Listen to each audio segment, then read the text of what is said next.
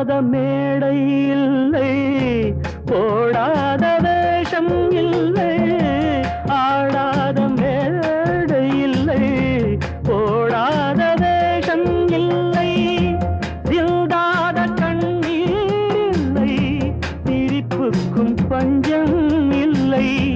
கால் கொண்டு ஆடும் பிள்ளை, நூல் கொண்டு ஆடும் பொம்மை. கால் கொண்டு ஆடும் பாரோ நண்பன் என்று ஏமாந்த நெஞ்சம் உண்டு.